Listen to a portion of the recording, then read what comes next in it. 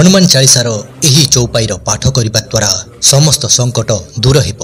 हनुमान जी को प्रसन्न करिबा पई समस्त भक्त हनुमान चालीसार पाठ करती। मान्यता अछि कि नियमित रूप से हनुमान चालीसार पाठ करिबा द्वारा जीवन रे आसुथबा समस्त दुख दूर होइथाय आउ जीवन रे सफलता मध्य मिली थाई। हनुमान चालीसार मोट 40 चौपाई अछि आउ 2टी दोहा अछि जहार माध्यम द्वारा हनुमान जी महिमा आउ कृपार वर्णना करा जाइछि।